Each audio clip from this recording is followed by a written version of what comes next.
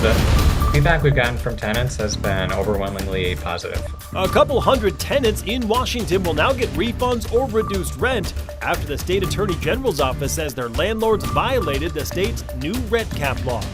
We're talking thunderstorms, blowing dust, and a big change in the works as we head into the weekend. But first, a stabbing turned standoff shuts down the Post and Monroe Street bridges. What we know at this hour, new tonight.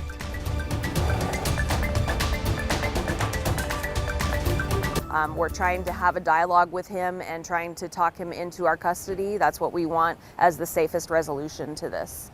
We start with some breaking news tonight. Right now, the downtown core shut down following a stabbing on the Post Street Bridge, and police are now trying to talk the suspect down off the bridge. Good evening, and thank you for joining us for the KREM 2 Night Report. I'm Mark Hanrahan. KREM 2's Connor McAvoy is live near the scene tonight. And Connor, what else have you learned at this hour?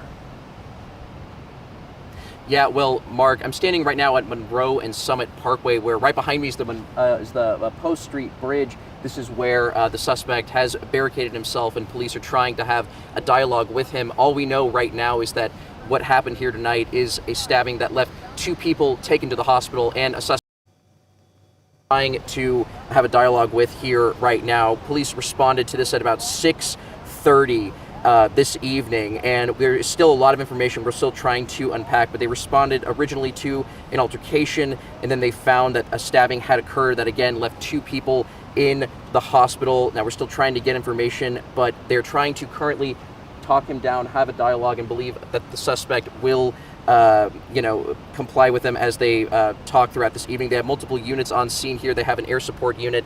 Major Crimes is here as well. Closures on Post and Monroe Street are in place right now. There's no word about how long those are going to be in effect. It's basically until the suspect complies and starts working with officers here right now. We got to speak with Sergeant Fuller with the Spokane Police Department, who relayed this information to us just a few minutes ago. Like I said, multiple units here are on scene trying to have a dialogue with this suspect right now. They have a hostage negotiation team on here. We do know that one of the 2 people that was sent to the hospital was sent with serious injuries involving a stabbing.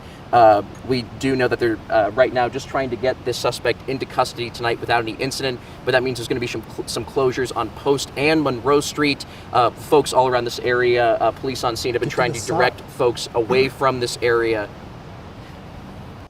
I guess for me, at first, I didn't think the guy was actually going to stab him. I thought he was just threatening him or just showing him that he is capable of doing that. I hope he recovers. I hope they can save him. And he's in my prayers, his family's in my prayers. My condolences go out to all of his friends and family. Now, there's still a lot of information we're still trying to figure out as of right now. We do know that there is no threat to the public. Sergeant Fuller is asking anybody who was here, who recorded any video, to call Crime Check and get that. And we're still trying to figure out more information. There is no word yet if the if the weapon involved in this has been recovered. Connor McAvoy, KREM 2 News. All right, Connor, thank you very much. And new tonight, we are getting our hands on new photos showing evidence collected the day that Brian Kohberger murdered 4 college students. And we do want to warn you, some of these images may be difficult to see. These are redacted and blurred crime scene photos through a public records request with the Moscow Police Department. That includes photos of the outside and inside of that home on King Road where Xana Kernodle, Ethan Chapin, Madison Mogan, and Kaylee Gonzalez were killed in the early morning hours. What you are seeing is Xana's room, the sliding back door police say Kohberger entered through, and there was some blood on the door. Now take a look at the top right-hand corner of your screen. This is surveillance video taken in the hour and a half around the murders from a neighboring house. You can see a person walking toward the home with a flashlight at around 3:51 a.m. Over the course of about 15 minutes, you'll then see a white sedan drive to and from the vicinity of that home where the murders happened. Kohberger was ultimately arrested in Pennsylvania at his parents' home more than a month after the murders. Moscow police provided this photo of Kohberger in custody after his arrest. We are expecting to get even more records in this case in the days and the weeks to come. Meantime, we are tracking major headlines across Spokane's medical industry tonight. The Washington Nurses Union firing back against Providence after they say the hospital fired 15 nurses following the suicide death of a 12-year-old psychiatric patient at Sacred Heart. First, though, multiple Providence clinics shuttering their doors across eastern Washington, leading to a layoff of about 60 employees. The cuts mainly affect the company's orthopedic physical therapy clinics in Spokane, Spokane Valley, and Chewelah. The hospital group blamed a number of problems for the closures, including Medicaid cuts from the One Big Beautiful Bill, delayed payments, and a rise in medication costs. At a news conference on the impact of recent cuts to Medicaid in Spokane, U.S. Senator Maria Cantwell from Washington said that she expected the move. So this is exactly what we were fearful was going to happen when we heard about these proposals. And even if you think some of this isn't going to play out immediately, these healthcare providers have to start absorbing these cuts. And the first thing they're going to do is start cutting service. We did reach out to Representative Michael Baumgartner, but have not yet heard back at this time. The move follows a string of cuts across western Washington in June when the company laid off more than 100 nurses. The Washington State Nurses Association is taking action after they say more than a dozen nurses were fired from a local hospital. Those firings came following the tragic suicide of a 12-year-old psychiatric patient at Sacred Heart back in April.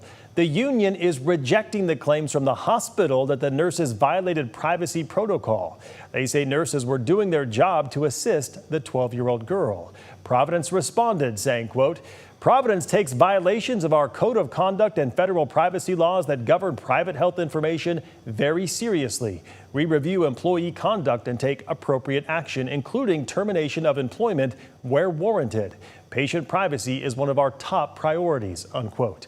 The hospital noted they will fully participate in the grievance process. WSNA says the grievance process could take up to 2 years. All right, taking a break from the headlines, let's switch gears to take our first look at the forecast with Chief Meteorologist Jeremy Legoo. Jeremy, it's almost the weekend. How are things looking? Well, Mark, I think tomorrow morning is going to be the coolest morning we wake up to in quite some time. Seriously, it's going to be much, much cooler. 62 degrees where we currently sit.